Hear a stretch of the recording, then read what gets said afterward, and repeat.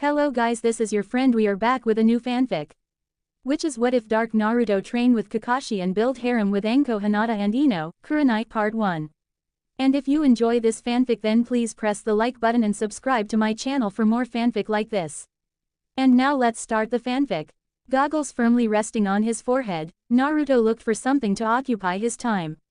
Nearly anything would do at this point, really. He had been tiredly waiting for nearly an hour and goddammit if he wasn't bored. The 9-year-old blonde pounded his head against the school desk silently as he continued to wait for the arrival of Mizuki-sensei or Iruka-sensei. This is Sufria Aaaaking boring. He grumbled to himself. Next to him, a raven-haired boy silently agreed. Uchiha Sasuke had to admit that the doby next to him had gotten something right for once. I don't need a history lesson, I need to get stronger to beat him. He already graduated by this age. Behind him, Yamanaka Ino and Haruno Sakura glared at the orange-clad boy with an intense killer aura. He actually had the audacity to take the spot right next to their beloved object of infatuation. Naruto was well aware of the blatant killing intent stemming from behind him.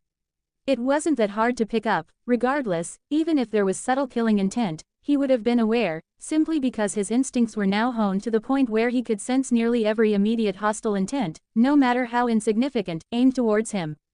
However, Sakura and Ino's intent were more irritated rather than the murderous vibe he got from some of the villagers, so he simply ignored it. The worst he would get would probably be a fist to the head from the two fangirls.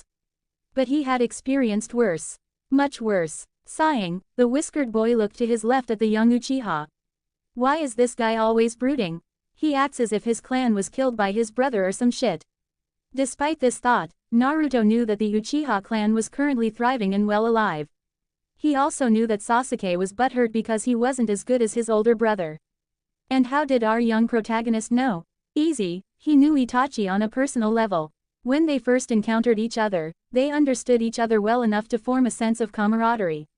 Itachi was well aware of the lone boy's pain and Naruto saw something within the older Uchiha that set him apart from the rest of his clan. Initially, Naruto felt a bit guilty that he was stealing Sasuke's bond with his brother, but as soon as Naruto found out about the giant dildo up Sasuke's, he shrugged all the guilt off.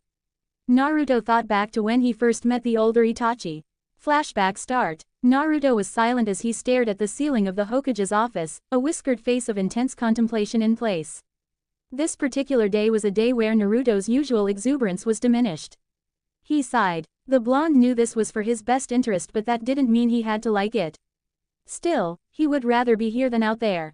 Sarutobi Hiruzen observed the blonde and frowned. He wished there was some other way to handle the situation, but this was the best possible solution for his surrogate grandson. He had to keep the young Jinchuriki with him to ensure his safety. After all, if past experiences were anything to go by, the levels of danger were at its peak for the boy at this time of year. What unfortunate luck to be conceived on this day. The Sandaime Hokage gave a weary and annoyed sigh as his duty as the village leader prevented him from actually doing anything more in terms of providing any sense of normalcy for the child's birthday. The only thing that was normal about Naruto's birthday was the present that only he, the Sandaime, would give to him. Jiraiya of course sent him money, but Hiruzen didn't yet explain to Naruto as to who was funding him. He didn't want to let Naruto know about his godfather acting very, well, not godfather-like. How was a village leader supposed to explain to a child that his godfather couldn't be there for him because of said village leader's orders? The spy network provided by Jiraiya was invaluable and was crucial to the village's safety. This year Hiruzen gave the boy a set of practice kunai and shuriken. It was all much duller than the actual versions of the items, but needless to say, Naruto loved it. Naruto suddenly groaned. Gigi, I'm bored, can we go somewhere? The now 8-year-old boy exclaimed. Hiruzen gave a sad smile. Naruto-kun, you know why I can't let you go out. But I don't know why. All I know is that the people will hurt me on my birthday, but I don't know why they do it. Naruto scowled as he interrupted his grandfather figure. The Sarutobi's smile turned into a frown. Knowing only one thing that could placate the boy, the aged Hokage set aside his paperwork and stood up. Alright, fine, Naruto-kun. We can go out today since it's your birthday. I'll even treat you out to some Ichirakus. Does that sound good? Yada. In an instant Naruto was standing up and enthusiastically pumping his little fist in the air. Hiruzen chuckled. Alright, get your stuff and we can head out as soon as you're ready. Suddenly, Hirazen's assistant, Mew, could be heard from the now slightly opened door. Hokage-sama, pardon the intrusion, but the council wanted to speak to you about some urgent matter. Hirazen frowned. Tell them I'm busy today. The Sandame gave a good-natured smile to the blonde. After all, I have an important matter to attend to. Naruto beamed at the Hokage and latched onto the old man's robe. Hirazen returned this affectionate gesture with several gentle and affectionate head taps. Mew's next words were a bit hesitant. Are you sure, Hokage-sama? The matter is regarding possible intrusion of Orochimaru. Say no more. I'll be there, the Sandame interrupted rather sternly. At those words, Naruto's heart shattered as the boy's shoulders slumped depressingly. Tears threatened to spill as he bit his lips to keep himself from crying. Failing miserably, the Sandame knelt down to the boy's eye level. I am so sorry, Naruto-kun. If I could, I would retire right now for you, but the village really needs me. You understand, don't you? Despite feeling slightly betrayed, Naruto nodded glumly. Hirazen stood up and frowned. If only someone else could. Oh. If I'm not mistaken, it looks like Itachi came back. He felt the presence of one of the most prodigal shinobis coming in. Hirazen then turned to the crying Jinchuriki and knelt once again. Naruto-kun, I promise I'll make it up to you, but in the meantime this will have to do, okay? Naruto looked confused as he looked up to the Sandame's eyes with slightly blurred vision. Before he could ask, sounds of clothes rustling and movement resounded from behind him. Anbu Captain Kamataichi Weasel Mission reporting mission number 3041. Status. Success, a sudden monotonous voice said. Ah, Kamataichi-kun, that is good to hear, however, I now have another mission that only you can accomplish. Do you accept? Hirazen spoke with a smile. Realizing what the old Gigi was doing, Naruto giggled. Ignoring the laugh and presence of the young boy, Itachi straightened up and bowed. Yes, Hokage-sama. He knew it mattered not what kind of mission it was. If it was perilous and he needed to risk his life to complete it, he would do it in a heartbeat for his village. He would be a weapon of Konoha. He would be the Hokage's tool. He would be an instrument whose sole purpose was to do as asked and kill if necessary. You're babysitting Naruto-kun. The Sanime quickly coughed out. He would be Konoha's most accomplished babysitter. Wait, what? Naruto gave a cheerful wave and snickered. Flashback end. Of course, the knowledge of him and Itachi being friends was a secret to everyone but Naruto, the Hokage and Itachi himself. Well, at least Naruto considered him a friend. An older brother even. Dobi, Sasuke said, pulling Naruto from his thoughts. Retorted the young demon container. Naruto glanced at his raven-haired classmate when he didn't respond. What the hell, why did he even talk to me? Naruto frowned. Whatever, I'm just gonna ignore him. Sasuke, noticing the attention of the blonde was elsewhere, frowned. Everyone should be paying the utmost attention to an Uchiha when one speaks to them. In an irritated voice, he spoke once more, Dobi. Naruto sighed and continued to ignore him. I wonder what time we can get out of class, I want some ramen, Datbeo. Oi, Dobi, I'm talking to you, Sasuke was practically seething at being ignored. He was an Uchiha, someone of his prestigious caliber should ever be ignored. What the hell do you want, Tem? Sasuke smirked, an Uchiha would always get his way. It was in their divine right. I don't know what you're talking about. An Uchiha like myself would never address you first unless we were ordered by the Hokage himself, and even then. The sliding of the classroom door interrupted Sasuke's self-pretentious speech. A random chunin came in. Attention class. Iruka-sensei and Mizuki-sensei will be unable to come to class today due to unseemly circumstances, therefore class will be cancelled for today. Naruto grinned as a cheer erupted throughout the class. He knew that he was the reason for them not showing up, oh he knew all too well. After all, he was the prankster king for a reason. Naruto drummed his fingers against the countertop at his favorite little restaurant as he waited impatiently. Man, it sure is taking him a time. I wonder what the hold-up is. Bored, Naruto looked at everything around him, noticing every little detail before his eyes rested on one 14-year-old Ayame. He studied everything about her, her long brown hair underneath her white bandana, her fair skin while she worked, and then looked at her dark brown eyes that were staring directly back at him. Naruto froze, instantly realizing he had been caught gazing at her. Instead of scowling or getting angry, Ayame simply giggled. Don't worry, Naruto-kun, your ramen is almost done. You don't have to stare at me for much longer, she finished with a teasing tone. Naruto turned tomato red as he spluttered out, well, I didn't mean I'm not a pervert. He finally ended up screaming. A man's voice suddenly entered the verbal fray. Are you perving on my daughter Naruto? He yelled in fake anger, but Naruto didn't properly perceive it. Instantly recognizing the voice as Tyuki, Ayame's father, Naruto's visage became horrified. Oi, Tyuki Oji-san, I'm not a pervert. I mean, yeah, she's pretty and stuff, but I'm only 9 years old, Datbeo. Oh, so you do think I'm pretty? Ayame teased with a victorious smirk. For the second time since he entered the ramen stand his cheeks felt blood rush through them as he tried coming up with an excuse. I didn't meant it like that, Nei-chan. He cried out. Ayame pouted as fake tears brimmed at the edge of her eyes. So I'm ugly then? Tyuki smirked as Naruto pointed a finger at him. Look what you did, Oji-san. Your daughter is crying and it's all your fault. He then turned his attention to the pseudo-crying girl. Ayame Nei-chan, don't cry. You're one of the prettiest girls I know, Datbeo. Ayame's demeanor did a complete 180 as she ran around the counter and engulfed the young blonde in a choking embrace. Ah, Naruto-kun, if only you were a bit older, I would nab you all for myself. C can't be breath. A blue-faced Naruto managed to choke out. Whoops, sorry Naruto-kun. Ayame giggled as she let go of the sputtering while he breathed in as much air as possible. Tyuki chuckled at the children's antics.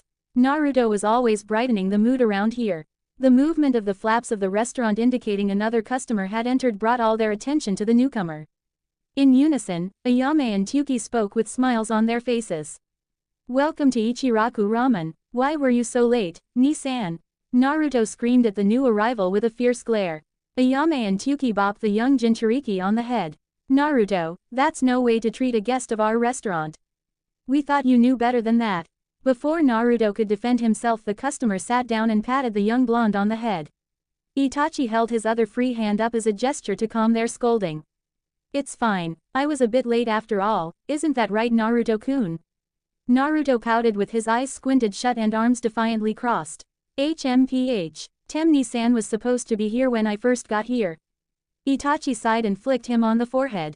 Naruto-kun, what did I tell you about calling me that? Ow, Naruto rubbed his forehead soothingly before turning his squinty scowl at the Uchiha. And I can't help it. You're Tem's older brother and you were late. I think it's fair for you to be, Temni-san, for one day. Huffed Naruto. Ayame and Tyuki looked at each other before shrugging. We'll let you guys get reacquainted. We need to go finish preparing the ramen. Did you want anything, sir? Ayame asked politely. I'll just take a vegetable ramen, Itachi started off. Screw that, get him a miso ramen, Ayame Nei-chan. Naruto interrupted. He looked at Itachi with a desperate look. Oh come on, Itachi-ni, you have to at least try the best stuff for your first time. Naruto begged. Itachi chuckled before he looked at Ayame and nodded in confirmation. I'll take one miso ramen then. When she left, he patted Naruto on the head. So no more Temni-san, Naruto grinned. I guess you earned yourself a break. The rest of their lunch went by without incident as Itachi listened to Naruto talk about his day. When the subject approached the topic of the academy, the demon container then turned to Itachi. Hey, how come your little brother is such a bitcow? Standing over him was a smiling Ayame, who had evidently slammed a giant ladle on the blonde's head. You were saying something, Naruto-kun, she said almost too sweetly. I was saying, why is your brother such a sweet little angel? Itachi's mouth twitched in amusement as Ayame nodded in approval. Suddenly the sounds of the stand's flaps blowing announced another customer and, without warning, Naruto was pushed off his seat. Don't call me an angel, Dobi. Itachi internally groaned. Of course his actual little brother had to show up. Naruto angrily started to get up in order to retaliate but Itachi held him back with a gentle grasp on his shoulder. Naruto simply sighed and ignored the younger Uchiha before he turned to the older one. Alright, Itachi-ni. Naruto froze as he caught his verbal slip. Oh crap, he winced internally. Of course his freakin' slip of tongue had to be in front of Sasuke. Oh Kami, he's gonna freak. Sasuke glared at Naruto. What did you just call him, Dobi? Nothing, Naruto quickly retorted. Sasuke gritted his teeth. If he was about to say what I think he was about to say. Itachi quickly stood in between the two younger occupants of the restaurant. He turned to his younger brother in blood. Sasuke-kun, what is the issue here? Did you come looking for me or did you come simply to antagonize your friend here? Naruto scoffed at the term, friend. Sasuke seemed to agree with Naruto as he glared at his older brother. Ni-san, why are you hanging with cretin that are beneath our clan name? Especially this Dobi. Itachi frowned. You should never address another person like that, Sasuke-kun, please refrain from doing so again. The elder Uchiha gestured to the blonde. Naruto-kun here is a very good friend of mine. Sasuke scowled. Whatever, Two-sama wishes for your presence. Itachi nodded. Alright, Sasuke-kun, go on ahead without me. I'll be home shortly. He mentally scowled. Must be another meeting on the coup d'etat, looks like the time is approaching. HN, came the reply of the young Uchiha as he turned around to leave. Naruto scowled at Sasuke's back as he left. He shook his head and turned to the remaining Uchiha. I don't see how the two of you are related. Itachi chuckled and brought out enough money to cover both tabs. He flicked Naruto's forehead and the blonde yelped in pain, making Itachi chuckle even more as he left the pouting Jinchuriki there. But he didn't even get to try ramen. Once Naruto finished eating, he thanked Ayame and Tsuki before leaving. Deciding to get some good old training in, he started heading over to the training grounds. Using the alleyways and shortcuts to his advantage, he swiftly navigated the passages while achieving his desired intention of avoiding people. It would do him no good to run into anyone when he was alone. They didn't really do anything to him in broad daylight, but the occasional villager or shinobi would gain the courage to throw something at him. That included tomatoes and rotten food, as he recently found out. Other times it would be more lethal. Naruto kept quiet and stealthily walked to training grounds 43, when he knew that was always empty. He didn't really know any reasons why, although he suspected it had something to do with training ground 44 making weird feral and animalistic noises. Oh well, as long as it keeps people away from me it's fine, he thought as he headed towards his intended training grounds. I wonder if that weird, youthful, guy is gonna be around. Naruto frowned as he recalled the memories of the strange exuberant man. Oddly, the only thing he could recall is the words that the man kept shouting out with every punch and kick. Single quote. Naruto cringed as the image of a green spandexed man punching and screaming at the top of his lungs about youth assaulted his mind. Shuddering at the thought of him, Naruto never ever wanted to be near that guy unless it was for shinobi purposes, maybe. Despite his eager tendencies, Naruto knew the man was pretty strong at the very least. He was working out like a madman without tiring every time Naruto saw or heard him. The caterpillar man would have several boulders attached to him while he did whatever exercise. Whether the exercise be running up walls or impossibly steep cliffs or ravines, the man always did it an extreme way. Either attach multiple huge boulders to weigh him down, or sprint up only on 2 fingers. No weak man would ever do that. Anyway, Naruto decided that since no one else would take the time of the day to teach him, he'd learn on his own. He looked at various shinobi training and tried to copy what they did.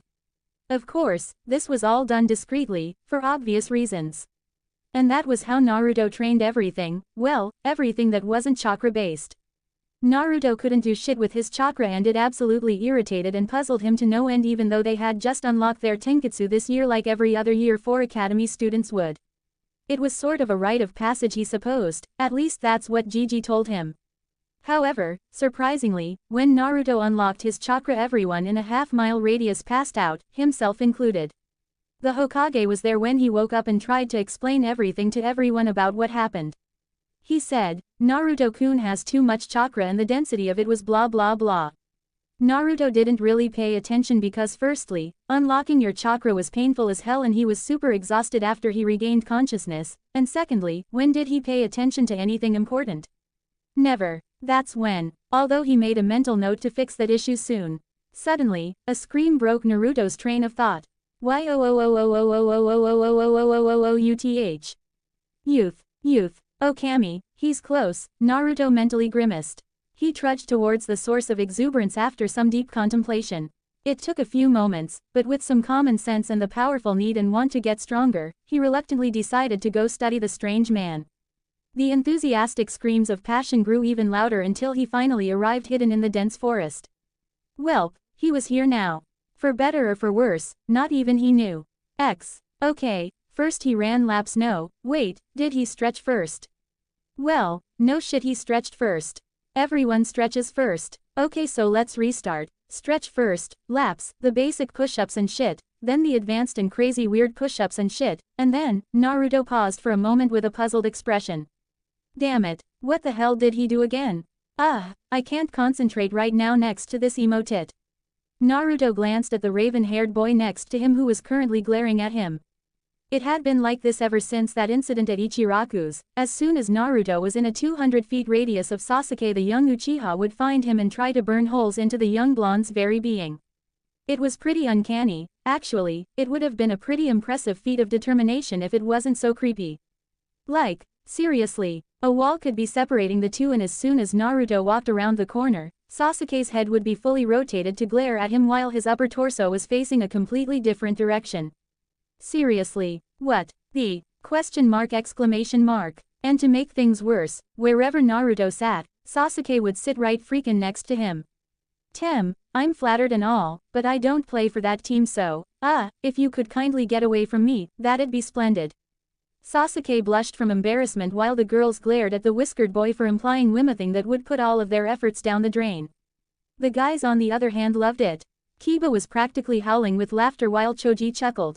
Shikamaru muttered a quick, troublesome, while having the faintest grin. Shino seemed to be impassive, but the shuddering of his chest and shoulders indicated silent laughter. I am not gay, Dobi. Sasuke hissed. Then why the hell do you keep staring at me and keep sitting near me? For the whole week on top of that? Naruto challenged. Stating these facts aloud seemed to have brought a heart-stopping realization to the girls who worshipped the young Uchiha. Many of the young females, including Ino and Sakura, looked at each other with worry and a hint of panic in their eyes. Why was Sasuke doing all those things? Naruto smirked at Sasuke, who just gritted his teeth. He didn't really want to explain that he was jealous of Naruto's bond with his older brother, along with wanting an explanation on how and why they were closer than Itachi and himself, his actual brother. Naruto continued smirking at the black-haired boy, which seemed to piss him off even more. Oh man, I love moments like these. Naruto was brought out of his thoughts when he heard something whizzing towards him. On instinct honed from all his life, he ducked and saw an eraser fly over his head, hitting the desk behind him. Naruto, barked Iruka, obviously the person who had thrown the object at him. What was that for, Iruka-sensei? Naruto yelped. Iruka frowned. That was for not paying attention. Naruto looked incredulous. What, are you serious? Of all people, me? Oh, for Kami's sake, look at the emo bastard next to me. He's been staring at me for the past few days. Not to mention he's been staring out the goddamned window for the past century, and you didn't throw anything at him. Iruka looked thoughtful as he conceded a bit. Well, I suppose. Too bad. Naruto was on a roll now. And look at the two bimbos behind me. All they do is stare at sir.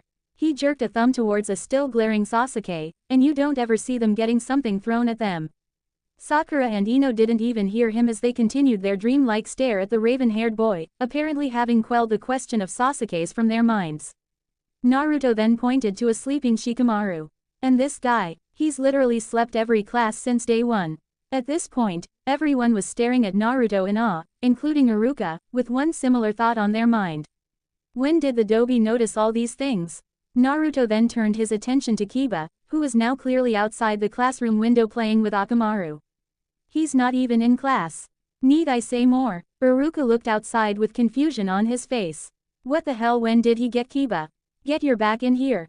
Kiba clicked his tongue in annoyance before he climbed back through the window, albeit begrudgingly. Naruto then glanced at Hinata, contemplating whether or not to expose her for her similar fangirl-like endeavors towards himself. Hinata, who thought she was next on the target list, ducked her head with a furious blush. The blonde Jinchuriki seemed to have changed his mind about calling her out on her weird stalking habit and resumed his rant. And look at Choji, what in the actual? Exclamation mark. Look at him, he has a damn grill in front of him with meat on it, and you're gonna call me out? Choji blatantly ignored everyone as he threw some more meat on the grill. Everyone's sweat dropped at the sight. Iruka looked defeated. Alright, I'm sorry, Naruto, and thank you for bringing this to my attention. Now everyone that was mentioned has detention. This set off a set of reactions, none that Iruka was hoping for. Sakura and Ino squealed at the prospect of spending more time with their precious Sasuke-kun. Shikamaru didn't care since he was just gonna sleep that time away anyway. Choji shrugged. He'd just eat more of the snacks he carried to pass the time. Kiba didn't care much. He had just received Akamaru from his clan and wanted to bond with the little dog as much as possible. Since they were now official partners, detention would be fully and gladly spent with his new bud. Sasuke, however, was a different story. The young prodigy seethed at the blue-eyed blonde boy with evident rage. "Dobi, look what you've done." Naruto was about to retort when he felt two separate fists collide with the back of head along with the shout of Sasuke's two #1 fans. "Yeah, idiot, look what you've done." They yelled in unison. "Ow, Sakura-chan, Ino-chan, that hurt." Naruto whined as he nursed the back of his head. Sakura and Ino huffed as one. "That's what you get for getting us all in trouble." "Not that we mind," both girls added in a silent afterthought. "Whatever," Naruto mumbled. Iruka pouted with comical tears streaming down his face. "Man, I don't think it would even matter if you brats had detention or not. It's not like it's gonna change anything. So luckily for you guys, detention is cancelled, but seriously, back in my day." Iruka then went on to rambling on about today's generation needing to discipline themselves until the dismissal bell rang. Without any hesitation, Naruto darted out the room quickly with a scowl on his face. He had had enough of the people in the classroom and the bullshit. Naruto kicked at the ground as he walked along the village. He kept his gaze down and ignored the villagers' open disdain for him, having learned early on to not make eye contact or else he'd incite some form of retaliation from anyone within a 100-yard radius. He quickened his pace to the training ground he was heading to. Civilians weren't allowed on the shinobi's turf, so at least he'd be safe from them over there. Of course, it was natural that he would have had a few run-in with some angry shinobi every once in a while, but the most they did was send him packing from the training grounds with some harsh words. He approached the training ground with a mental sigh of relief. He was finally in the safe zone, somewhere he could kick back and relax. Except he wasn't gonna kick back and relax, he was gonna train. Well, he was gonna try. The reason he could only try and not do was simply because no one had taught him. He couldn't really try and learn on his own because he never had the proper material at his disposal and he couldn't obtain them through stores, with him being the pariah of the village.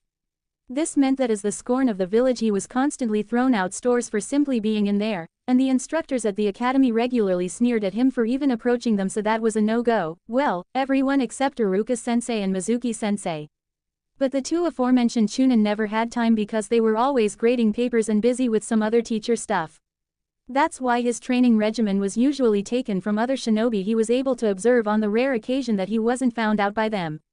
Today, Naruto was gonna be following his own regimen and another that he observed from a rather happy fellow. Naruto scrunched his face up as he tried remembering the man in the green spandex suit's regimen for the umpteenth time. "Oh yeah, I remember, Datbeo," Naruto yelled emphatically as he set to run 100 laps. And that was only the warm-up. Naruto huffed and puffed as he ended his last lap. Son of a gun, that was pretty tiring. I guess this is the price of becoming Hokage, Datbeo.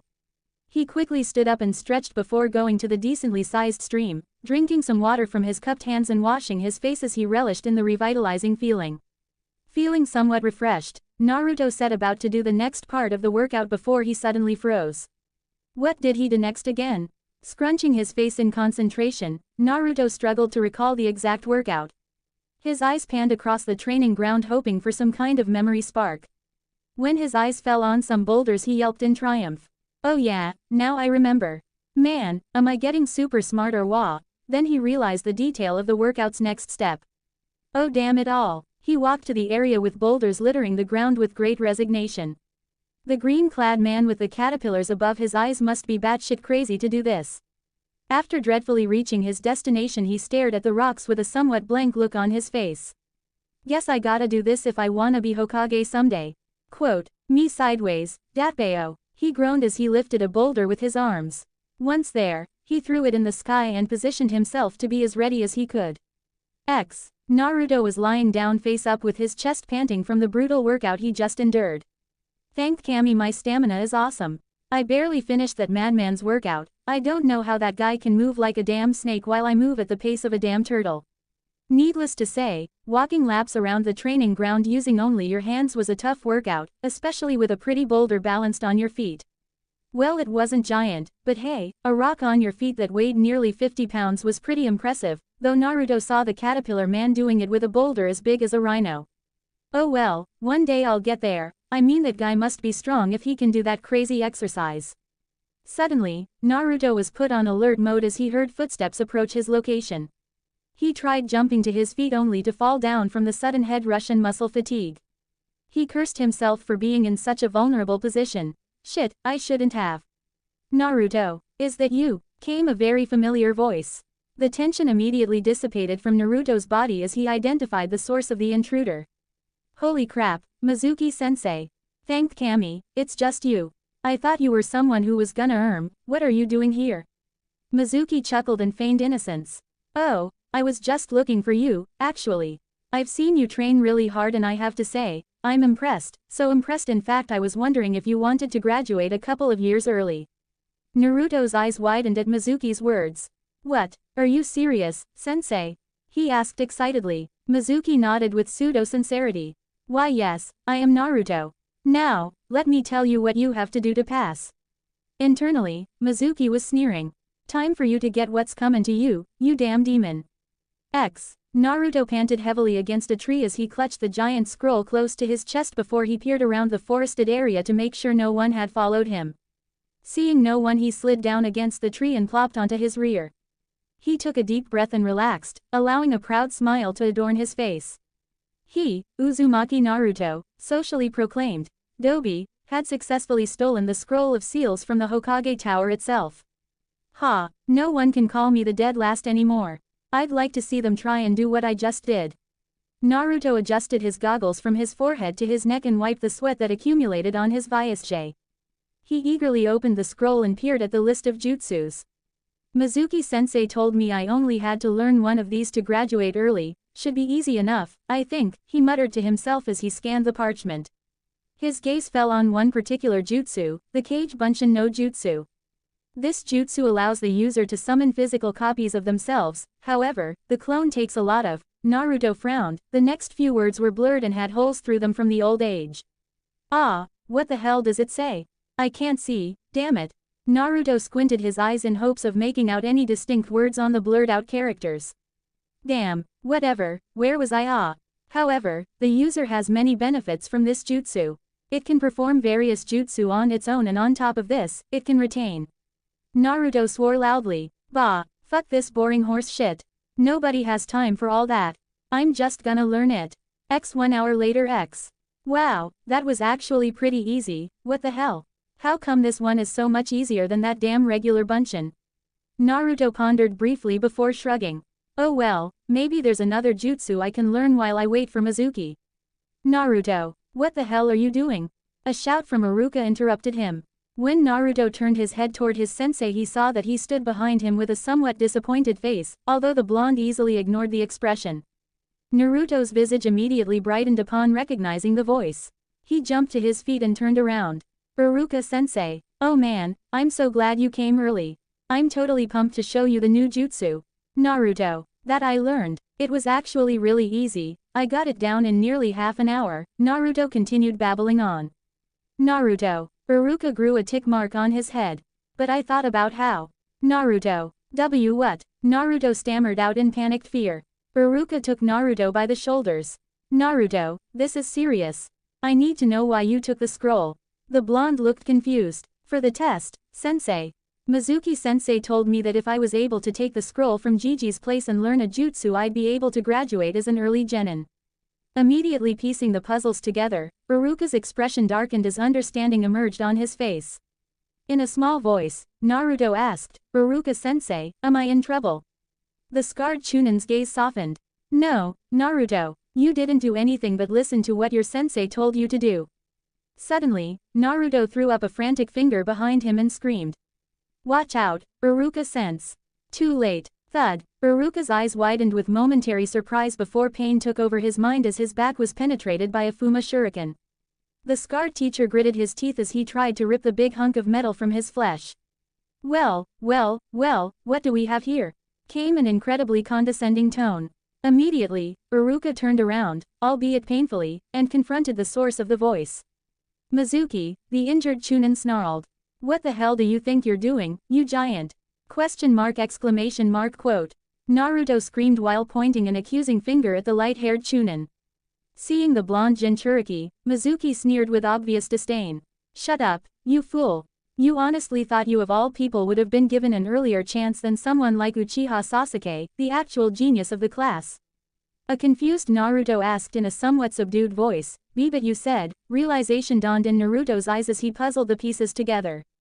He used me. Anger bubbled up in Naruto's chest.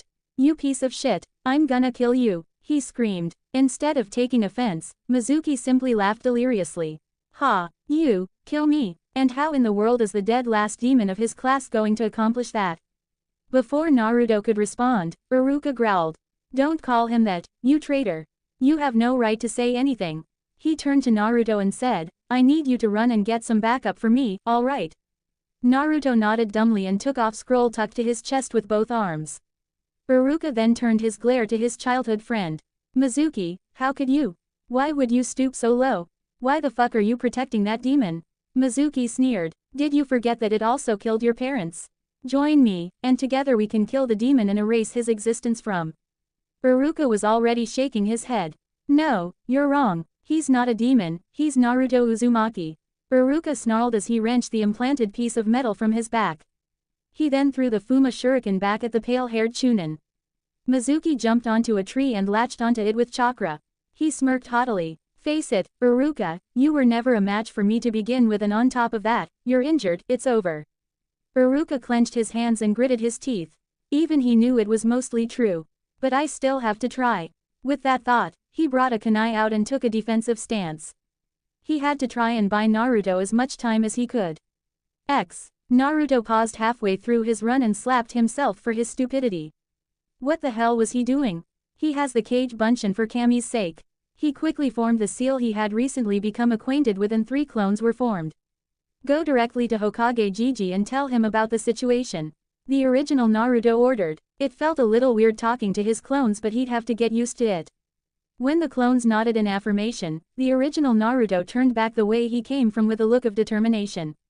I won't let anything happen to Iruka-sensei. No, no, no, no, no, no. Naruto frantically thought as he looked at the lifeless form in front of him. How could this have happened? It wasn't supposed to happen this way. Damn it. Naruto cursed as tears ran down his face. He fell to his knees and pounded at the ground in depressing frustration and sobbed hysterically until he heard a sneering voice. What's wrong, demon boy? Does it feel bad to see your loved ones die at the hand of the demon? Now you know how everyone in Konoha feel. Shut up, Naruto growled. Mizuki laughed mockingly. Or what? Are you gonna? Mizuki froze with fear. This sensation, it hadn't been felt for nearly a decade, but he would and could never forget it. Even if he wanted to.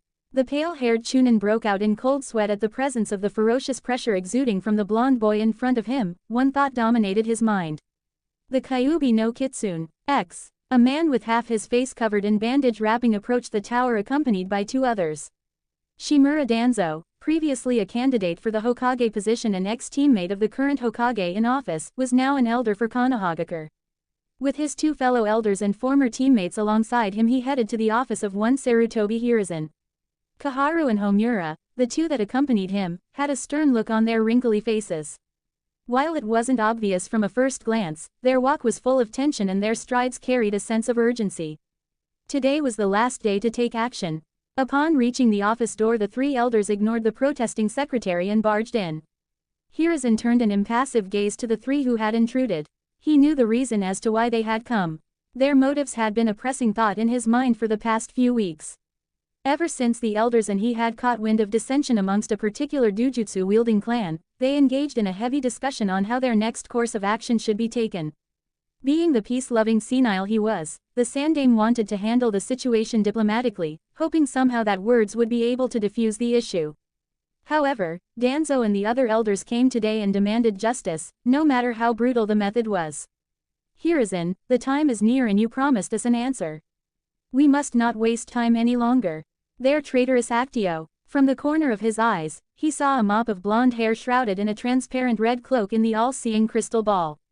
The elders yelped in surprise when their ex-teammate ran out the door, completely ignoring them. Sarutobi Hiruzen, Sandaime Hokage of Konohagakure, had witnessed many dark moments in his life. He had seen families torn apart, the deaths of loved ones, comrades and fellow shinobi, and was of the few that saw the unfortunate brutality of all 3 great shinobi wars. But none could prepare him for the scene before him. In front of him lied the savagely torn remains of the traitorous Chunin Mizuki. Not a single shred of skin was left intact. Tissues, muscles and shattered bones were all strewn apart on the forest ground. Blood coated the once normally green grass red and a heavy trail of blood led to two forms on the ground. Naruto was on his knees rocking back and forth clutching Iruka's head to his chest all the while sobbing with unrestrained sorrow. A solemn expression took a hold of the Sandame's face as he approached Naruto before gently placing a hand on the young Jinchuriki's shoulder, making the grieving boy lift his face to meet his village leader's eyes.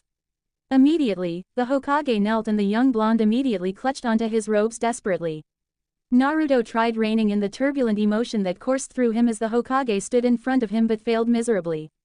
He dreadfully dabbed at his face with his blood-coated sleeve trying to halt the liquid that manifested from his eyes. I'm ss sorry, Gigi, I don't know what he kept calling me AD demon he killed Iruka sensei it was just so hectic.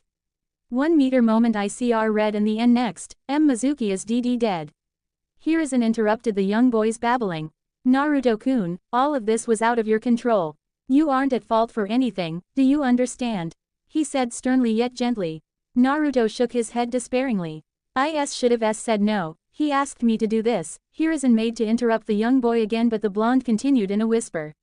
Why, Gigi, what did I do to deserve this? What did I do to deserve everyone's hate? He looked up to the Sandame's face and gazed with teary eyes. I'm tired of not knowing, Gigi, I got Iruka sensei killed because I was stupid and weak. The Sandame took his shoulders and spoke in a firm yet warm voice.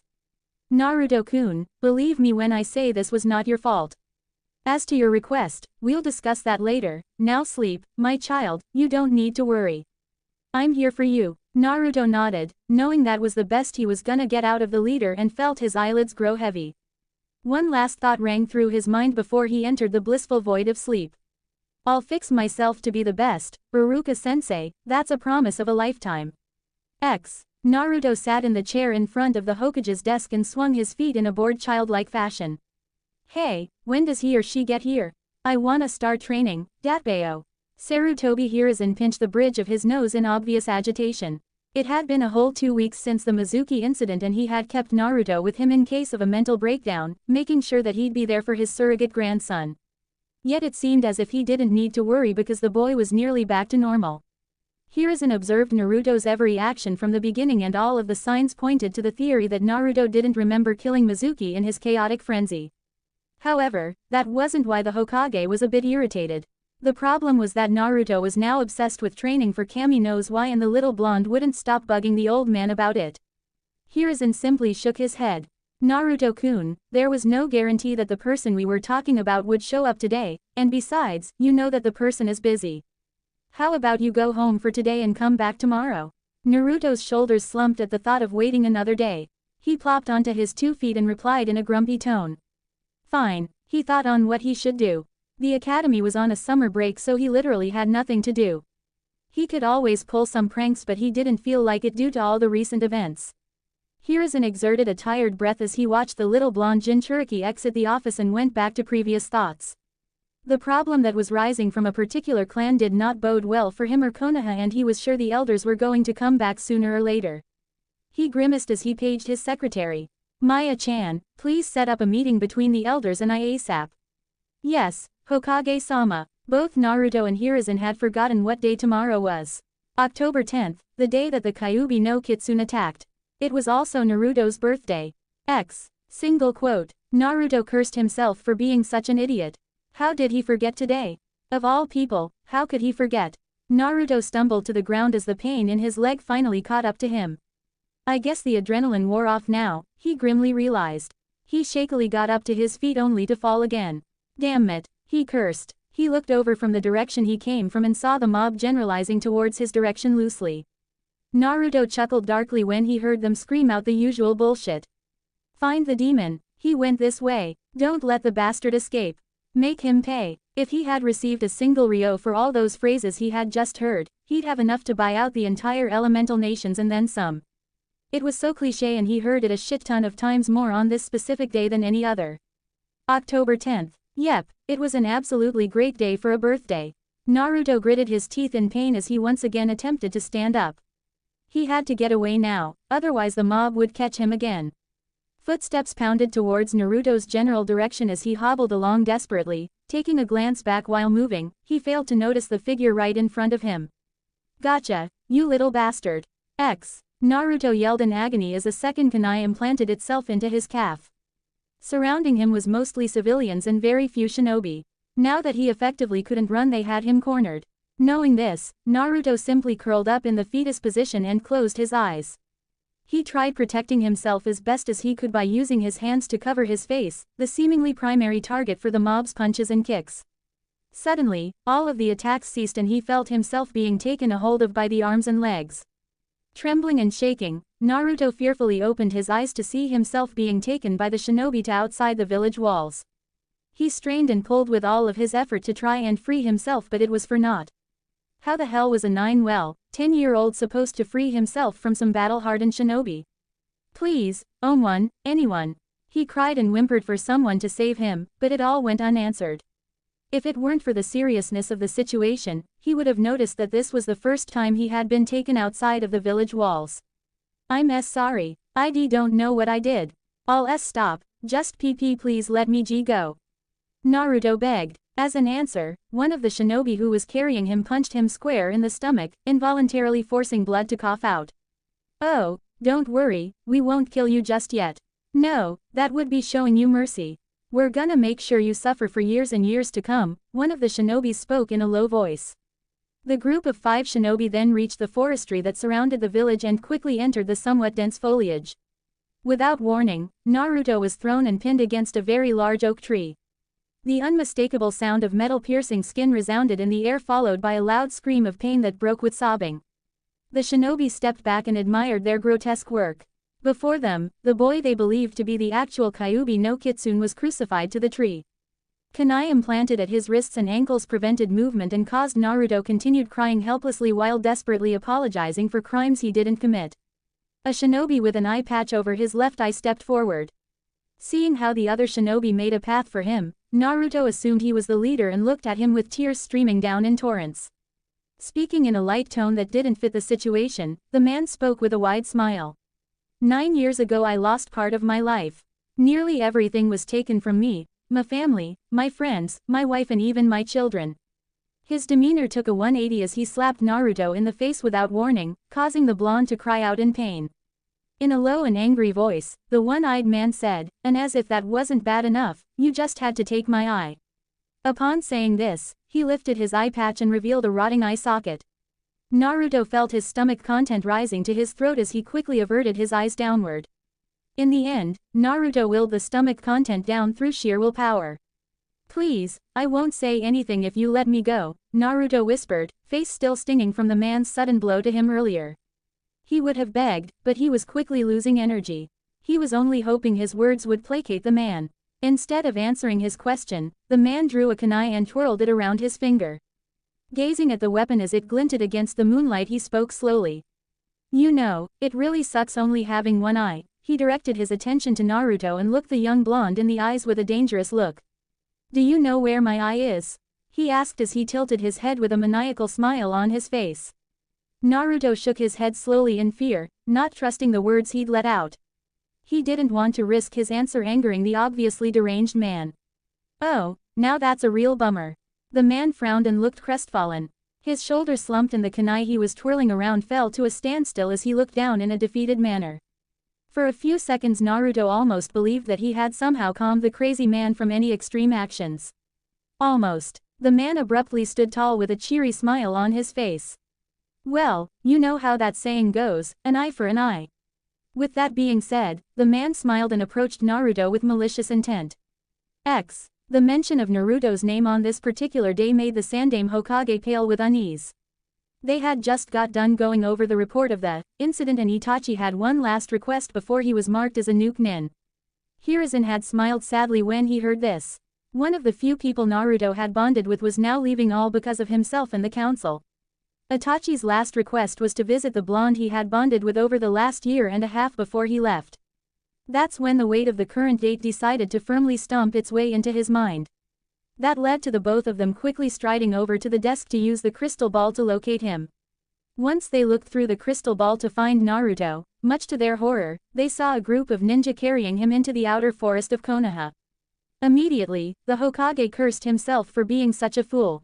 He knew what day it was, yet somehow, nearly every year around the same time, something always occupied him. It was not a coincidence, he theorized, the civilian council and majority of the shinobi's were behind this somehow. He just couldn't find any damnable evidence. Itachi and the Sandaime used the Shunshin no Jutsu immediately to the front gates of the village. Recognizing that they were still in the immediate forest of Konoha, Itachi and Hiruzen had decided to split up to find the boy. Although this was their home village, the forest was just simply too damn big for them to automatically know where everything was at by heart. Itachi, if you find Naruto, bring him back immediately to the tower. If you find those responsible, you know what to do. However, you know you must immediately leave as soon as possible. The village will find out about what you did soon enough. The Sandaime spoke swiftly without remorse and only with absolute authority. It was the man known as the professor and the Hokage speaking, not the loving grandfatherly figure to the people of Konoha. Yes, Hokage-sama, Itachi instantly replied before running off to the east side of the forest. The Sarutobi really wished at this moment that he could call on his Jonin and Anbu, but he needed to keep everything discreet if he were to grant Itachi's last request. With these thoughts, the Sandaime shot off in the opposite direction from Itachi. Kage Bunshin no Jutsu, Shadow Clone Jutsu. Itachi whispered. Summoning 3 Kage Bunshins took a solid amount of chakra from Itachi, hence the reason he didn't create a lot more.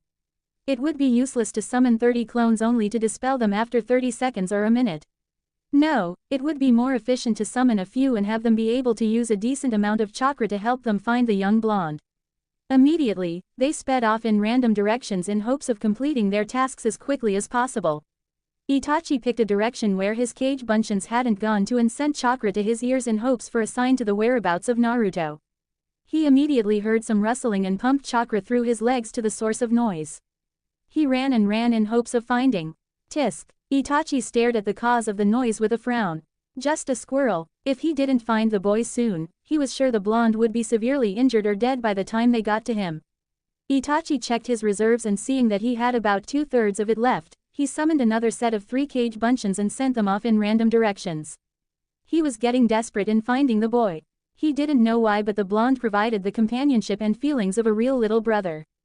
Sasuke was more of a wannabe rival from the Hyuga clan that only saw him as a motivational piece, and that was it. Every other shinobi held him in a rare reverence that stemmed from him being a young and accomplished shinobi that happened to be an Uchiha. But Naruto was different. Naruto treated him normally and didn't see him as a genius but as simply Itachi. It was foolish for him to have developed a familial bond with the boy because he knew one day he had to eventually sever the bond. He knew this when he told the Hokage about the uprising in the Uchiha clan, but the little kid was a sphere of energy that had a gravitational pull about him once you got to know him. Itachi sighed, not to quote the Nara clan, but it was quite troublesome. Again picking a different path from those of his clones, he quickly ran and pumped chakra through his legs once again. He ran up a tree and started taking the high route. Hopping from branch to branch, he broadened his senses too. Suddenly, an agonized scream pierced the moonlit night. Itachi froze. Anger bubbling up in his core, Itachi activated the recently obtained Mangekyo Sharingan subconsciously and flared his killing intent. With inhumane speed, Itachi silently blurred through the thickets. More people were going to die tonight. That's all Naruto had before his senses kicked and realized there was an 8-inch kunai in his eye. His first sensation was just the sense of intrusion being cold. Then it became hot, extremely hot. Excruciating pain flared in his damaged orbital. Blood and serous fluid gushed out from his socket in an unrestrained torrent, quickly coating the right side of his face with blood. Naruto's scream filled the night with agony only to be cut off by the blood leaking into his esophagus. Spluttering and sobbing, Naruto spat out blood as he tried screaming out in pain. Speak even, yet it was to no avail as the pain overrode his urge to emit any form of decibel. For reasons unknown, the grunts of the shinobi group came forward and ripped the kunai out viciously from the boy's limbs and let the demon container drop to the floor like a heap of trash. Naruto immediately took to the fetal position and whimpered uncontrollably. At the sight of this, the shinobis roared with laughter and continued jaunting at the Jinchuriki's expense. Everyone encircled the boy and took turns spitting and kicking at the demon boy. Suddenly, everyone froze as they felt as though a very dangerous predator was in the vicinity. Killer intent took a hold of everyone like a giant wave had just crashed upon them. After a few moments of fear-induced stupor, the heinous group of shinobis looked around desperately trying to pinpoint the source of terror. No one made a sound except for the still whimpering Naruto. You had all made a grave mistake, Kaden. Ruka no Jutsu fire release, racing fire, the voice whispered. Suddenly, a figure jumped up into the night sky with his silhouette against the bright translucent moon. A pair of Sharingan-activated eyes stared bore holes into everyone's gaze as fire split into 5 directions, each toward their own target. Rapidly approaching them, the shinobis emptied their bladders as they knew it was too late to survive. Screams of fear filled the forest before being silenced by their fate. Itachi quickly dispelled his cage buncheons that were still searching, and did a quick scan of his surroundings, ensuring that no more danger was present. After confirming that there was indeed no more danger present, Itachi approached the near-dead boy he came to know as a younger brother. Anger bubbled once again in Itachi's core as he realized what they did to the young boy.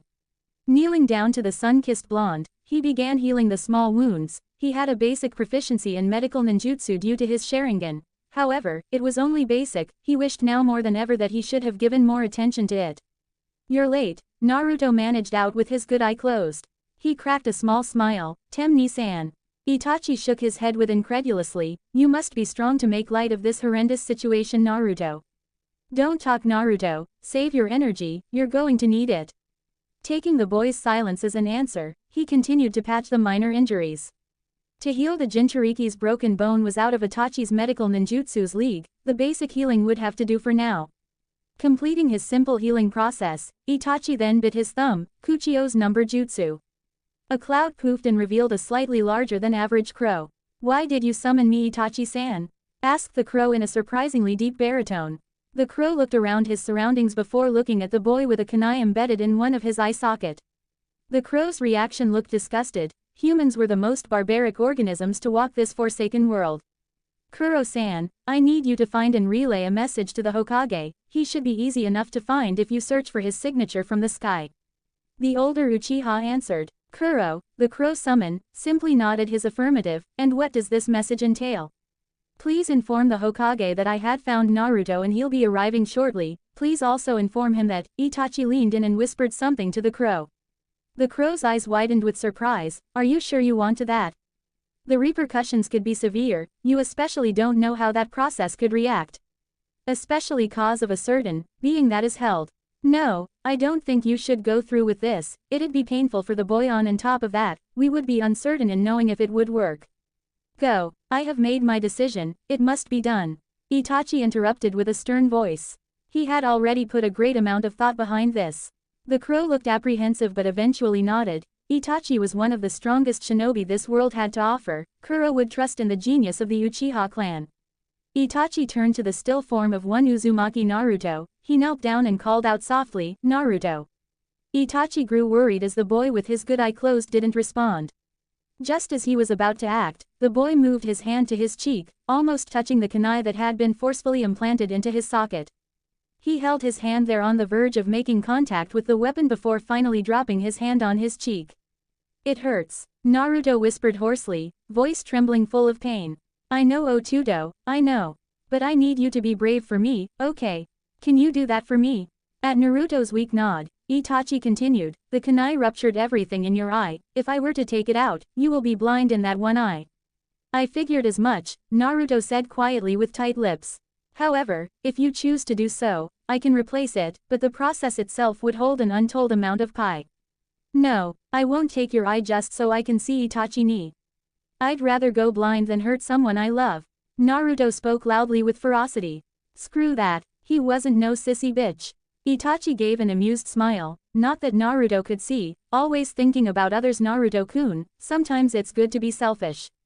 Naruto managed a small pained smile. "Hell yeah, I'm always thinking about others. Heroes always think about others and they get all the ladies datbeo." He chuckled weakly. "Just kidding, brooders like the Tem always get M, which is complete bullshit by the way." Itachi again looked at the boy with slight awe. "Just how do you do it, Naruto?" "Always remaining strong and steadfast. I wouldn't be using my eyes, so you don't have to be worried." "Oh gross, Itachi ni, I'm not gonna use one of those bastards' eyes. They just assaulted me, so screw them and they're shitty." Not theirs either, Itachi said quickly, placating the boy into silence. Naruto remained silent before speaking slowly, if it's not yours, and if it's not theirs, then whose? Itachi pulled out a vial that contained a pair of eyes and briefly thought back to the conversation he had with the Sandaime Hokage. Flashback starts. Sarutobi sat silently in his office contemplating his recent decision. Did he really make the right choice? Would his predecessors have condoned his decision or would they have chastised him? Unfortunately, he would never find out. Regardless of his decision, he couldn't fight off the intrusion of guilt that had seeped into his soul. It has been done, Hokage-sama, came an emotionless voice. Despite the monotonous tone of the speaker's voice, Sarutobi Hiruzen knew there was an emotional turmoil warring inside the young man. He knew what he had forced on the young adult was an unbearable weight that could never be fully alleviated. Sarutobi clenched his jaw as he spoke with guilt and sorrow riddling his voice. He avoided eye contact with the genius. I am truly and sincerely sorry, I wish it had never came to this. I will do whatever it is to keep this village safe, Hokage-sama. I nearly regret nothing, however I would like to tell you I had failed in one aspect. Sarutobi gave a sad smile. I would have never expected you to kill your own Otudo, even I know that you're not the perfect ninja. Now I have to ask, did you perform the Tsukiyomi on young Sasuke-kun, and were you able to obtain the Mangekyo Sharingan? Itachi shook his head. I simply knocked my little brother out. I didn't see a reason to put him through such torture. The incident tonight should be well enough to motivate him to be stronger. Itachi's fist clenched ever so slightly. This did not go unnoticed by Sarutobi as Itachi continued, and I was successful in killing Shisui Uchiha, successfully obtaining the Mangekyo Sharingan without using his eyes. However, I would like to take them as keepsakes, Hokage-sama, if you don't mind, that is. Sarutobi understood immediately. The bond between the two Uchihas was akin to brotherhood. It forged upon being the talented and young prodigies always together during countless life-threatening missions and perilous situations. Sarutobi waved the Uchiha's hesitation off. It's fine, Itachi-kun, it's the least I could do for you, especially after all you've done for us. Itachi then cleared his throat somewhat awkwardly. Actually, Hokage-sama, there is one more thing I would ask of you. If it was all right with you, I would like to make one more visit to one Uzumaki Naruto. The Sandaime froze. The mention of Naruto's name on this particular day made the Sandaime Hokage paled with unease. How could I have forgotten? Flashback ends. Don't worry about trivial matters like that, just answer the question, Naruto, yes or no. Itachi spoke sternly, despite the quietness of his voice. Naruto took several painful breaths before he gave an answer. Grimacing, he spoke slowly, well, not much of a choice if I want to keep my eyesight, I suppose. Naruto tilted his head towards Itachi. This action elicited a giant wince from the young blonde. Naruto held himself still and let the pain dull out before he asked, as long as it's not your eye, I'm fine with it, Tachini. Itachi allowed himself a small smile as he tried to steel his nerves. He didn't know anything about surgical processes, but he hoped he didn't need to. When he was healing the minor cuts and bruises, he felt the deeper lacerations and broken bones healing on its own. When he focused his attention, he felt a malevolent chakra at work. He suspected it had something to do with the Kyuubi no Kitsune. On that piece of information alone, was what Itachi was basing this whole eye operation on. He was relying on the seemingly miraculous healing prowess of the Kyuubi. In the small amount of time since the situation made itself known, he put an impressive amount of thought into his next course of action. In the precious moments he had to think, he ended up deciding that the risk would be worth it. Even if the procedure failed, it would still result with the loss of an eye. And if it succeeded, then Naruto would come out stronger than ever, hopefully to the point where nothing even remotely similar to this situation would ever occur. So if that was the reward from all this, Itachi would have to risk it. This would be the last time he'd ever be able to watch out for Naruto for a long, very long, time. He just hoped it would pay off. Quickly muttering a quick, Kage Bunshin no Jutsu, Itachi ordered his shadow clone to pick up the blonde into a more comfortable position. As soon as that was done, Itachi set the vial that contained Shisui's eyes onto the ground next to the Jinchuriki lying flat on his back. Kneeling next to the side of Naruto's face with the kunai stuck in it, he gently tried tugging the kunai out only to find it stuck. Naruto involuntarily let out a yelp of pain at Itachi's action. Despite the Uchiha's good intention, Naruto couldn't help but scowl slightly. Of course, any facial movement that even slightly contracted the muscles around Naruto's right eye flared a sudden increase in pain. So he yelped again. Man, this sucks. Man, from here on out, my luck better multiply into infinity and freakin' beyond, cause I am tired of all this freakin' bull crap, he thought as the pain dulled to a more bearable amount. Naruto, I'm gonna have to heat up the kunai with flames slowly so it doesn't stay lodged in your socket. I'm going to heat it from the handle so I don't burn the rest of your face. In other words, it's gonna hurt like a bitch. Naruto finished. Itachi let out a small HN in affirmative. Naruto grimaced once more. Well, sooner always better than later, right?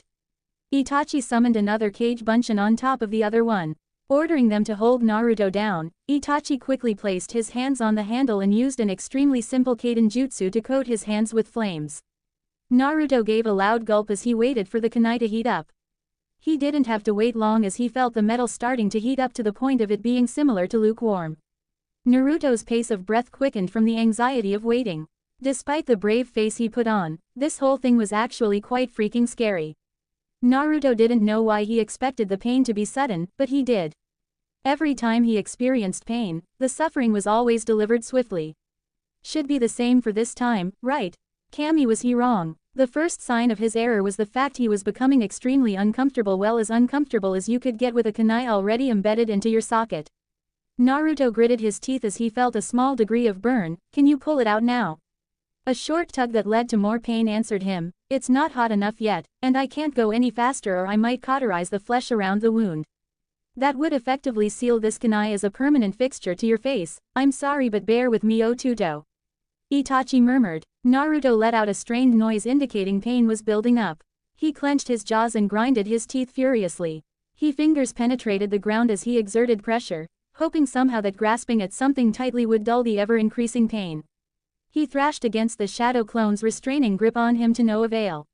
He cried out desperate pleas for Itachi to stop, to end the suffering.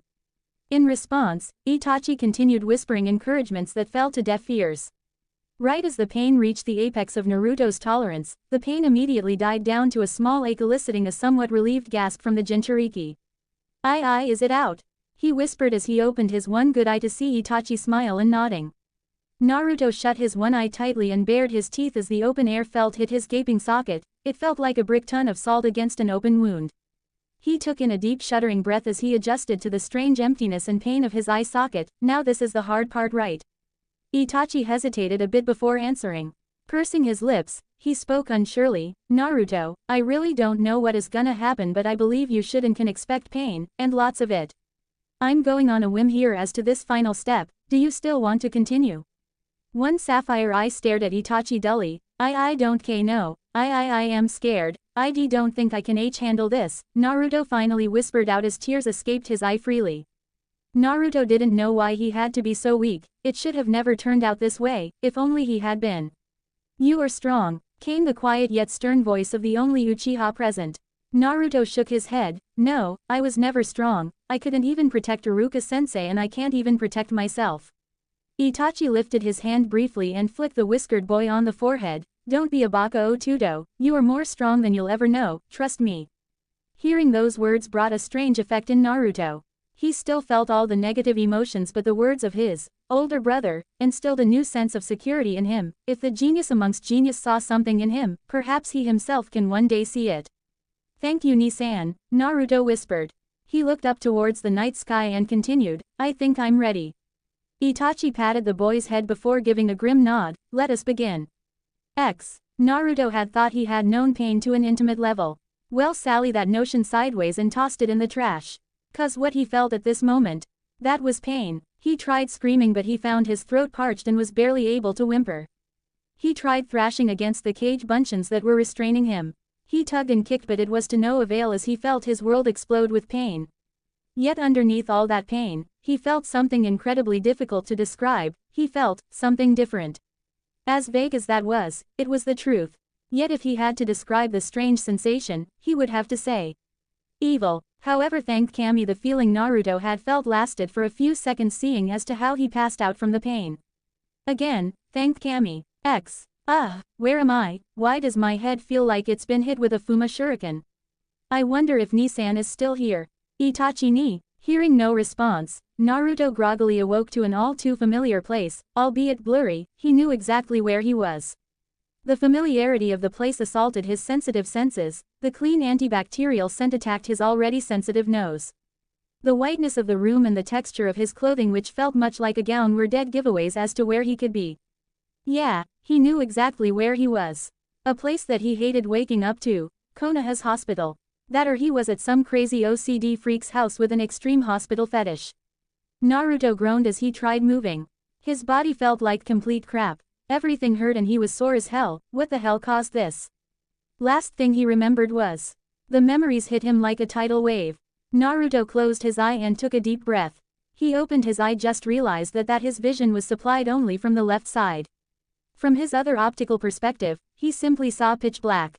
I guess it didn't work. Naruto spoke softly to no one in particular. With great difficulty, Naruto sat up straight with a severe wince and groaned, "Shit. That hurt like a motherfuck. Now Naruto-kun, do I need to wash your mouth out with soap?" Came a somewhat amused voice. Naruto looked up to see the one and only Sandaime Hokage standing in the doorway. Although he spoke with an amused tone, his visage was dead serious. Averting his gaze, Naruto murmured dejectedly, "Hey Gigi. How are you feeling, Naruto-kun?" "Like shit." The Sandaime let out a mirthless chuckle as he approached the bed Naruto was sleeping on. Rolling a wheeled chair closer so he could sit and converse more easily, "This talk wouldn't be easy," the Sandaime sighed. "I guess that's a given after what had happened last night." The Sandaime rubbed his chin in a thoughtful manner. "Where's Nisa?" Naruto caught himself quickly. "Itachi." Sarutobi frowned. "Why didn't the Uchiha prodigy tell the Jinchuriki?" Sarutobi hesitantly spoke. "Naruto, Itachi betrayed Konoha." Naruto frowned. "Haha, Gigi, I'm not really in the mood for jokes, so can you seriously tell me where he's at? Or send him here?" "Naruto, I'm sorry, but I am being completely serious when I say he massacred the Uchiha clan last night." Naruto stared at the Sandaime, desperately looking for any signs of joke, but he only found regret and sorrow on the face of the man he saw as grandfather. Naruto then looked forward with his one eye. His gaze took in everything, yet he saw nothing. The sapphire-colored eye dulled, much like a gemstone covered in sheets of dust. His thoughts ran a million miles per second. How could he do this to Konoha? Why would he do that to his family? Why would Itachi leave him? That had hurt the most. He knew they bonded like a little brother would with an older brother. Didn't Itachi know he was one of his most precious person? Naruto only had him and the Gigi. He had to have known. Naruto had told him a million times. Tears started to fall out as Naruto clenched at his heart, desperate to placate the heartbreaking ache. His chest shuddered with short and uncontrolled breathing. Naruto glanced at the Sandaime and suddenly felt angry. He clenched his jaws and tightened his fist. "Why is this shit always happening to me? It's not fair." Frustrated tears started to stream out of his open eye. How come the supposed leader of our village fails so miserably at preventing pain? "Are you alright, Naruto-kun?" came the worried voice the Sandaime. "Fantastic, Gigi. This year had been amazing. Couldn't you tell?" He spat out venomously. The Sandaime placed a gentle hand on Naruto's shoulder. "I'm sorry, Naruto, just know that in time, everything will be better." Shoving the old man's hand away forcefully, Naruto spoke coldly, "Don't touch me." Sarutobi smiled sadly. The boy was in the right to feel angry. All he could do is be patient and hear the child out. "Tell me what's wrong, Naruto-kun." "Tell yo or you fuck tell you what's wrong?" he asked incredulously. He glared at the village leader. "What the hell do you mean? Are you seriously that old that you can't even tell what the hell is wrong?" Naruto took a forced breath as he closed his eye. "Well, let me tell you, Hokage-sama." He spoke of the formal title with obvious sarcasm before continuing. "In this month alone, I had lost nearly half of the people that care for me. The two people that was actually willing to protect me. Naruto-kun, you know I do my best to try and protect you." "Bullshit, Gigi. And you know it." He pointed a finger to the eye that been destroyed. "How the hell did this happen if you try your best to protect me? You're the freaking Hokage." He gritted his teeth. "I want to know why this happens to me. Every year, Gigi, this happens to me. I want to know why." "Naruto-kun, I'm sorry, I can't tell you because it's a classified S-ranked secret." Naruto grinded his teeth and let out a frustrated growl. "Then when will it be okay? When I get raped? Next year when I die?" Naruto spat out. Sarutobi took on an aghast look. "Is this how you truly feel, Naruto-kun?" "I had no idea, he must have been holding it in for so long." "Naruto-kun, I would never let that happen to you. From here on out, I'll double the Anbu." Naruto scoffed. "The Anbu? Are you serious?" Where was the Anbu when I was getting my eye carved out? Naruto yelled with angry tears rolling down his face. He was about to continue his angry ventilation when a sudden sleepiness sensation took a hold of him. Whatever Hokage-sama, I'm done, leave me alone, Naruto muttered as he went to lay back down. He turned his back to him, effectively ignoring the sad face on the wizened old man. Very well Naruto-kun, just know that I love you and better days will come for you. If Naruto had heard him, he certainly gave no indication that he did. Silence ensued as the Hokage took his leave. Sarutobi here is inside as he walked outside into the hallway. Did you hear all of young Naruto-kun's words? Itachi looked at the door of the Jinchurikis and sighed, briefly thinking over last night's event. Flashback starts. Itachi sighed in relief as the malevolent chakra seemed to be doing proper reconstruction of Naruto's eye. As soon as he coaxed Reed, shoved Shisui's eye into Naruto's bleeding socket, a dark and evil chakra immediately emerged and snaked its way from Naruto's navel area to up his chest and slithered along the neck until it finally went towards his orbital socket. Almost immediately, the burnt skin of Naruto's returned to its natural tanned hide. Tendrils reconnected themselves along with various muscles and connective tissues. As this was happening, Naruto screamed only to have it turn into a pitiful whimper. Itachi closed his eyes and sent a silent prayer to whatever kami that was out there to help the boy. To do anything to ease the boy's pain. Itachi's prayer seemed to have been answered as the boy seemed to fall into an unconscious state. Itachi's worry eased a bit. He had thought his surrogate brother had died, but the Yubi's chakra was still at work. However, instead of the chakra only reaching the eye, it had now spread and encased his whole body with the chakra. As soon as Itachi's cage buncheons came in contact with the chakra, their hands corroded a bit before dispelling. Itachi sat down and closed his eyes. Tears streamed out of the prodigy's eyes. It had been such an exhausting past 24 hours. The incident involving his clan had affected him more than he had let on. As much as he'd like to be the perfect shinobi, one without emotion, he just couldn't. How could someone kill their friends, best friends, and their family without feeling such a thing?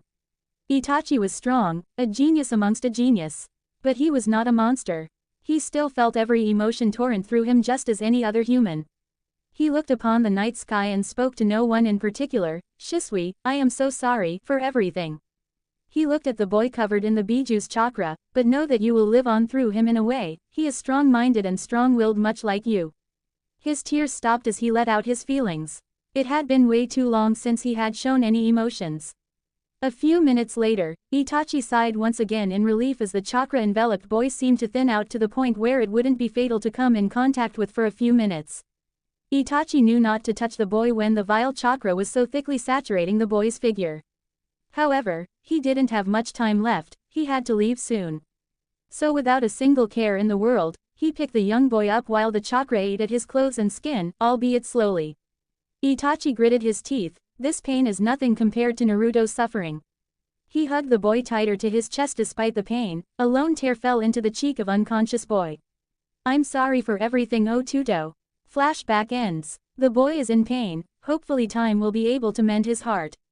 Itachi wordlessly nodded in agreement with a slight frown on his face. He could practically feel the emotions rolling off from the young Jinchuriki's room. Hokage-sama, why didn't you tell him of his other eye? In all truth, I was going to, but he is emotionally distraught at the moment and I don't believe being emotionally stable with a Sharingan in your eye is not a very good mix, the old man said honestly. Itachi nodded. The Uchiha clan was indeed a bit unstable like that. His father, nearly all his uncles and elder were power-crazed and tended to get a bit crazy. Shaking his head from his thoughts. Will I be allowed to see him one last time? Sarutobi hesitated before shaking his head. Itachi, I'm sorry, but you can't now. I know this isn't how you wanted to leave the village, but for Konoha's sake, you need to go. Again, I can't express how sorry I am for making you shoulder this whole ordeal. I knew what consequences my decisions would reap. I am happy to be of use, Hokage-sama. I will be in contact with you soon. Sarutobi watched as the loyal but now missing ninja bow before turning to leave. But before Itachi made use of a shunshin, he spoke softly but clearly. Please watch over them both, Hokage-sama. With that being said, Itachi Uchiha left the place he had called home for his whole entire life. Konohagakure no Sato would now be nothing but a memory. Naruto felt himself being reeled from his dream into the real world. Eventually, after his little rant with the Hokage, he had fallen asleep. Lying down and closing your eyes for an extended period of time would eventually do that to you, he supposed. He sighed as he recollected the events that had happened before he childishly ignored the Hokage, the one person who he had considered family. Ayame Ne-chan and Tyuki Oji-san were close in terms of bonds, but the Hokage Gigi was his Gigi, damn it. He needed to apologize. As if sensing his inner turmoil, several knocks were heard, follow the sound of the door opening announced someone was coming in. Naruto glanced up with his one good eye and saw the telltale sign of the village leader's robe. Despite his thoughts of making amends with the old man, he childishly pouted and turned his head away immaturely. Hey, before anyone judges, he is a child and he most definitely is immature. And besides, it's tough to forgive someone. The Sandaime, seeing that Naruto seemed to have lost most of his previous night's hostility, smiled. How are you feeling, Naruto-kun? Better, came an impassive voice. Mama, Naruto-kun, for much longer are you gonna keep this angry facade up? What? How can you ask me something like that, especially? Naruto began ranting. The Sandaime spoke quickly. Ahem, you have your other eye, but you're an idiot. When I went through the most out of anyone. Wait, what? Sarutobi simply chuckled before answering. I believe you heard correctly. Are you high out of your mind, old man? Sarutobi Hiruzen sweat dropped. Naruto, I am very much serious and very much sobered. You have two functional eyes. Two functional eyes would mean I can see out of both sides, Gigi, Naruto blatantly pointed out. Yes, I am well aware of that, but... Listen, Gigi, I forgive you, but only on the condition that you stop taking drugs. I don't really know what brought you to the point that you needed to start taking drugs, but ow. Naruto felt two hands grab him and lift him with surprising ease. Hey, I'm still sore and my head still hurts. Let me down, you old Gigi baka. Sarutobi had grown tired of the admonishment of a child, so here he was, taking said child and walking to the bathroom. He plopped him on a chair that he had brought with him. The blonde Jinchuriki crossed his arms and huffed as he glared at the Hokage of Konoha. What kind of up drugs are you taking to make you do all this weird shit, Gigi? Shaking his head in exasperation, Sarutobi Hiruzen simply pointed at the mirror. The reason you couldn't see out of your other eye is because of that.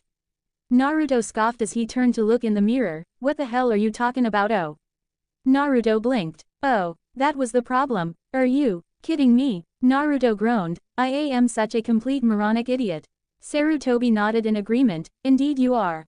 Naruto sighed as he stared in the mirror. He couldn't believe that this misled him to believe that he didn't have a proper set of eyes. Of course he would see pitch black if there was a shit ton of bandage wrappings around his eye. It was so tightly wrapped around his head it was probably the cause of his damn near migraine. He began unwrapping the gauze. As he continued unwinding the bandage wrapping from his head, he began fumbling with the bandage wrap due to increased excitement with a hint of anxiousness. It was getting too much for him. Will he have some crazy colored eyes? He continued pondering what kind of eye color it could be. Hopefully it was anything but black.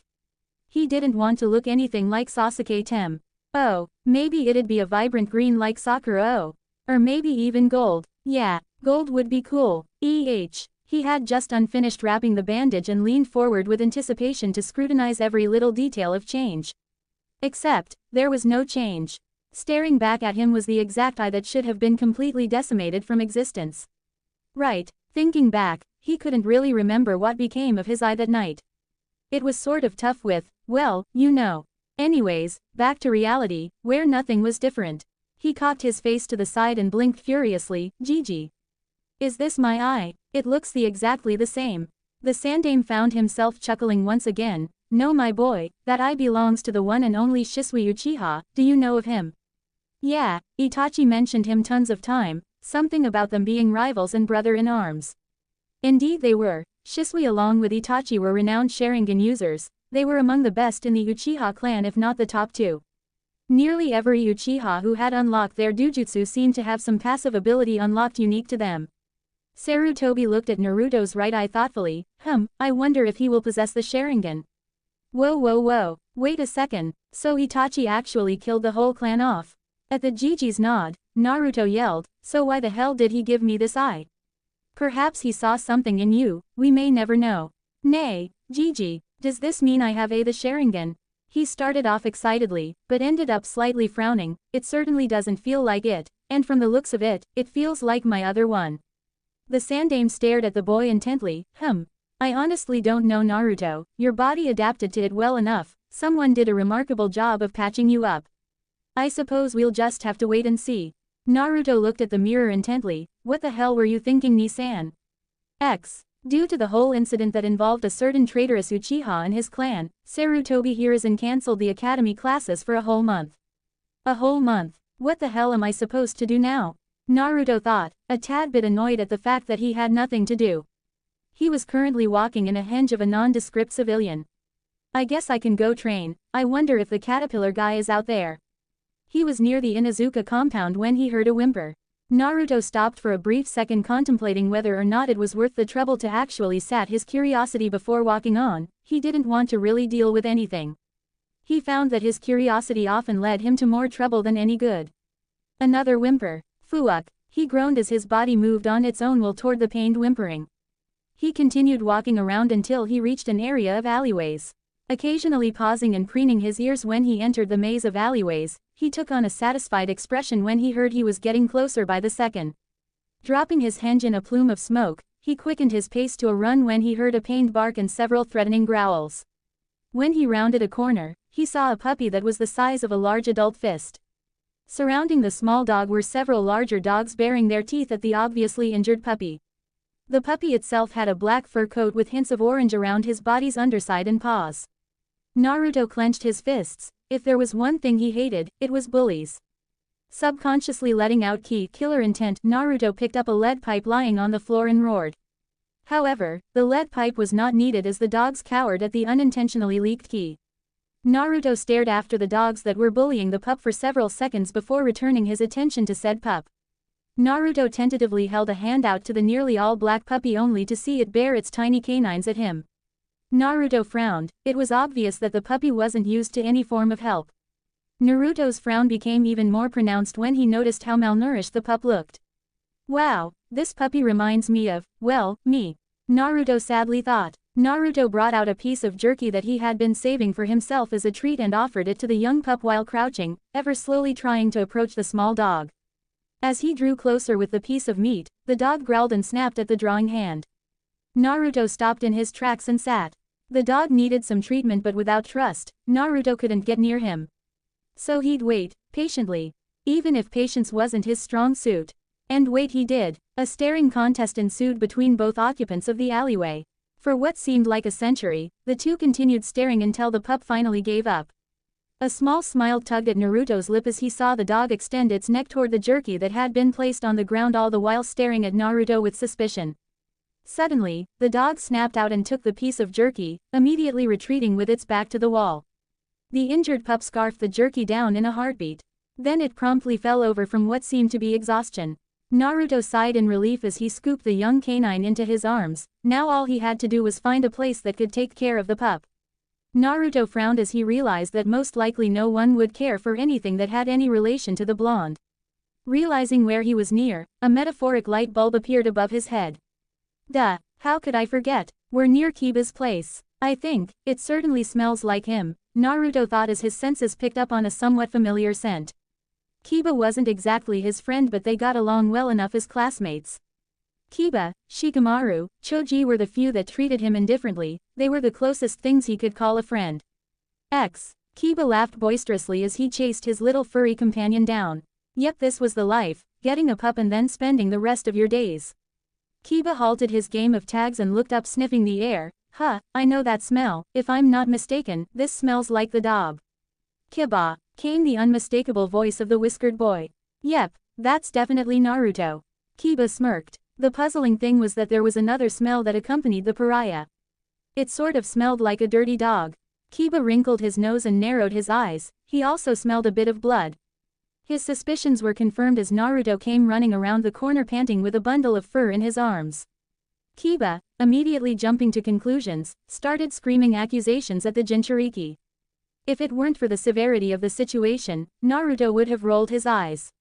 Instead, he ran up to the red-marked-faced tatted boy and gave him a good and solid kick between the legs. Kiba's scream changed from accusing screams to a pained one. Naruto winced. No guy should ever have to go through that. Meh, whatever, it had to be done. Well, there were probably some other ways that Naruto could have stopped the incessant rambling of the Inuzuka heir, but he didn't really have time. So one kick to the family jewels would have to do. Naruto then explained, listen here you. I found this pup being manhandled by some bigger dog, so I went and rescued it, you jerk. At this, Kiba weakly nodded and groaned in pain. Anyways, I don't really know any hospitals or vets near here, so this is probably the best choice. Naruto lied. He was fully aware of the various medical treating establishments, but he knew they didn't like him for some odd reason he himself couldn't depict. So that's why I'm here. This pup needs to be treated and you were nearby, so here we are. Now get up and treat the pup, you wimp. Naruto finished in a somewhat rushed manner. It'd do no good to be caught around hanging here. He didn't know how much of the shinobi populace hated him, but he wasn't willing to find out if the Inuzuka clan shared the hatred. Naruto helped his classmate up and thrusted the dog into the boy's arms. So I can trust you to handle it, right? Kiba nodded and closely examined the puppy. The puppy was bleeding, but it wasn't too severe. If anything, the cause for the unconsciousness might have been a slight infection or malnourishment, possibly both. Upon further observations, Kiba's eyes widened. Oi oi oi. This is a Tibetan Mastiff and Grey Wolf hybrid. Naruto, where the hell did you find this pup? This is super freaking rare, Naruto. Kiba looked up to find the sun-kissed blonde gone. Kiba sighed. Whatever, I'll just take it to mom. Come on, Akamaru, let's get going.